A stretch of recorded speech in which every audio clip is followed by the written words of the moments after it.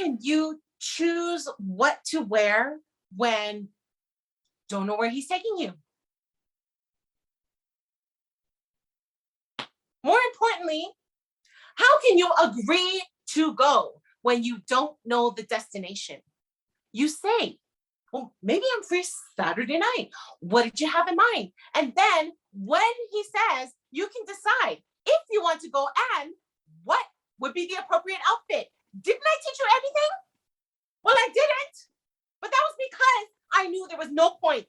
My mother, your tutu, had a rule for everything, and every rule was a thing to focus on breaking. And that is why I never gave you advice. When did I ever? Because advice is just news. You turn around and do the opposite. Is that why you asked me? So that you can turn around and do the opposite? Although I don't know what the opposite of that would be. Maybe a whole shirt as opposed to that partial shirt you're wearing. I never gave you advice, except for that one time when I said, don't take advice. Why should somebody who isn't you know what you should do in a situation where that person is not going to be? Forget about advice. I have no advice for you. What I say is never advice. It's information. You take the information and you make your own smart, savvy, good girl advice. And your friends, oh no, they have no advice for you. And their advice always wrong. What to say, what to do, what to think, what to wear. Wrong, wrong, wrong. Before I was 16, no need. Your tutu from that time I could walk. Not dating till you turned 16. So when my girlfriends ask about my dates, I can honestly say, oh, not allowed. Obscuring the fact that nobody had asked me. Maybe my girlfriends told the boys, oh, she's not allowed, that's why. But if I wanted to know that, I would have to ask.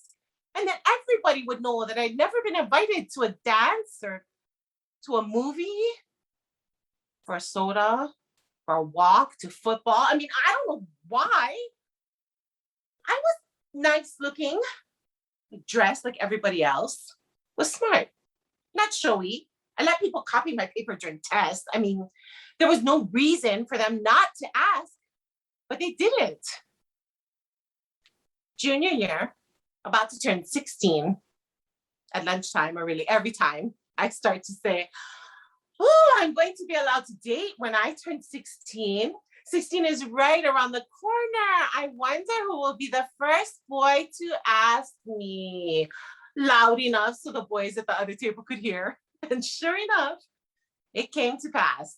A week after I turned 16, Blaine Ichibori asked to take me to see American Beauty.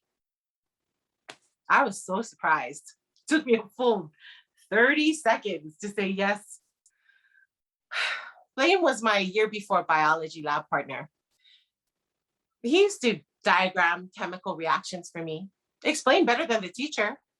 I repaid him in history class by making a family tree of his family when they first arrived in Hawaii, both sides. He said he was finally figured out how he was related to his mainland cousins. For our date, Blaine would pick me up in a car. We would drive to the movie. He would pay. I was ecstatic.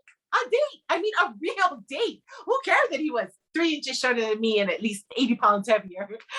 And then one big mistake. I tell my friend Taylor, who says, what you gonna wear? I don't know. And here comes the advice. Wear long pants. I have dresses and shorts. Dresses, he can stick his hand up. Shorts show too much leg. Stick his hand up where? Up your skirt, in your panties, when you're making out. When am I making out? When you're parked after the movie, wear long pants and a belt. Take pepper spray. Pepper spray. It's Blaine Ichibori. No need. Always need. Taylor, you've never been on a date. Taylor says, My sister Madison will show you her chart. What chart are you talking about? Taylor's older sister Madison was experienced. She had a chart, 2 columns. First column shows amount of money spent on date. Second column shows number of minutes obliged to kiss. Madison explains length of time spent kissing is commensurate with amount of money spent on the date. One $10 movie equals 2 minutes in the kissing column. Long enough, but not so long for a tongue. Movie plus a large popcorn equals 4 minutes kissing. Doesn't seem like so long right now, but I'm telling you, a date can get pretty excited in 4 minutes. So what do you do? I say. Technique, she says. You gotta have technique for keeping your mouth within kissing range and the rest of you at arm's length. She demonstrates. I try. If I wasn't so young, I would have ruptured a disc. Madison is full of advice for avoiding kissing. No low-cut shirt, no sexy hair, slump so your tits don't stick out. In the car and at the movie, be sure to lean away or put a soda bottle in your hand so he can't hold it. For extreme distaste, eat garlic. I will have distaste for Blaine. He's my ex-lab partner. Madison puts hands on hips to say friends, lab partners, even second cousins, all the same once on a date. Gee. Getting dressed up to look unappealing takes longer than getting dressed up to look good. My mother asks, why are you wearing my sweatpants? You going on an Arctic expedition?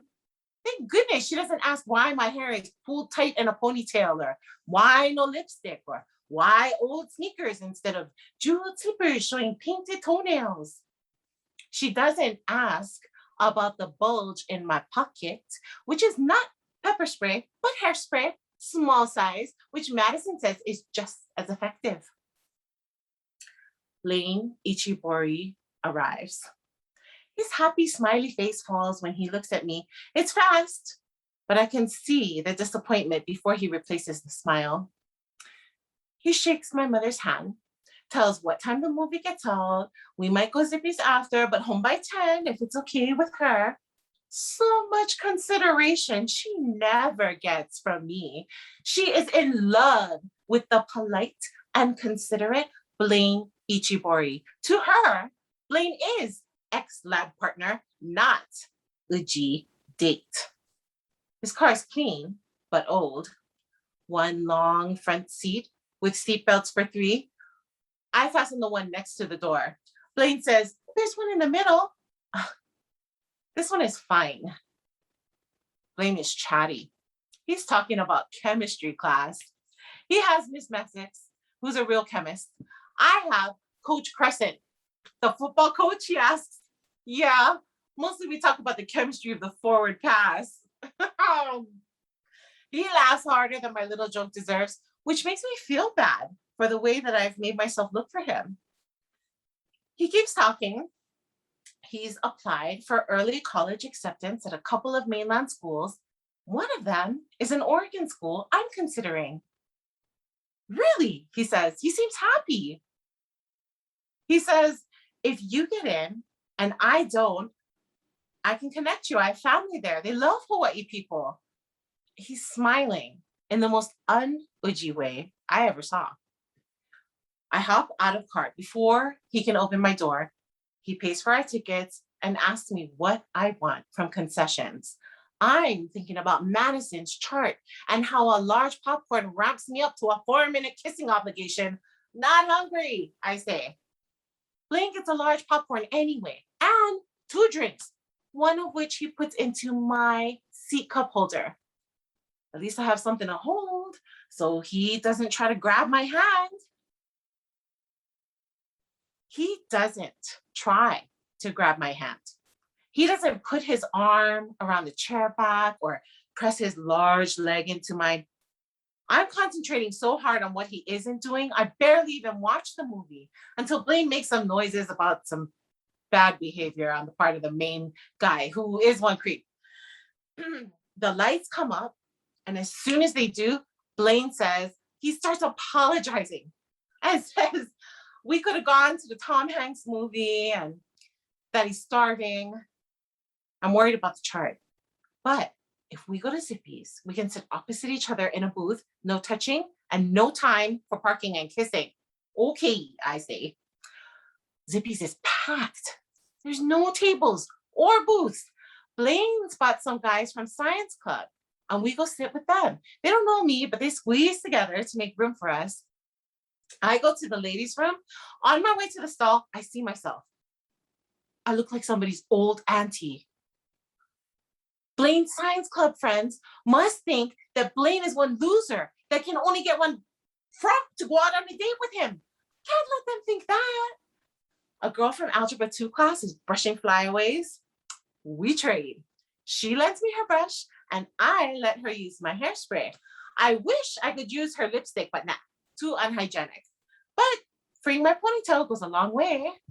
I toss my hair behind my shoulder, gotta unbutton the first 2 buttons, flip my hair again. Pretty good. When I walk back to the table, I'm all smiles. I even let our legs touch, but Blaine is quiet. He doesn't even look at me. I'm home before 10. No hands up skirt, no goodnight kiss, no holding hands on the way to the door. Just thank you and see you Monday. But I don't see him Monday or Tuesday.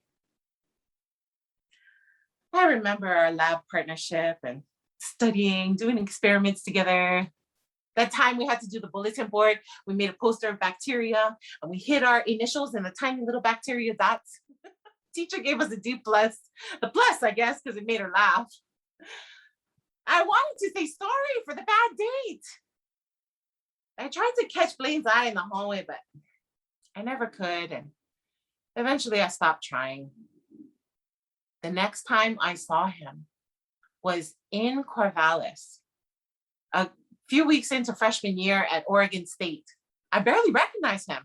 He was taller and his weight had shifted to places that looked good on him.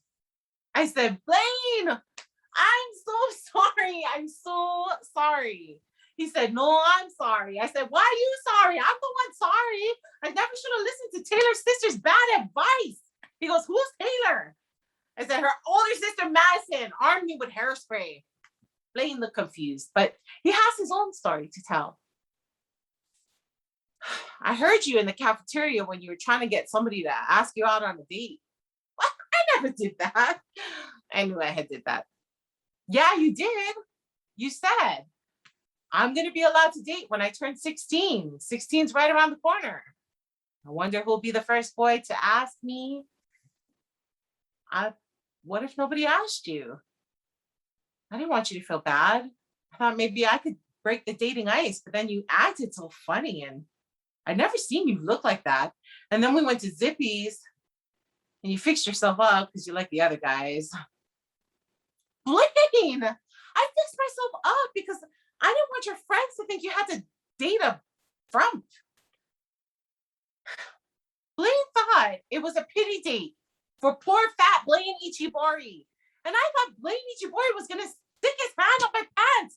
And for 2 years, we avoided one another, all because of Taylor's sister Madison's bad advice. That's why. Don't listen to your friends or anybody else. But you can look nice. Should look nice. And respectful. A full-length shirt, for example, one that covers your belly button. And high-heel shoes, well, good for running. What if it's tsunami and you got to run up the mountain? What better you wear sneakers? And always keep your father and me on speed dial.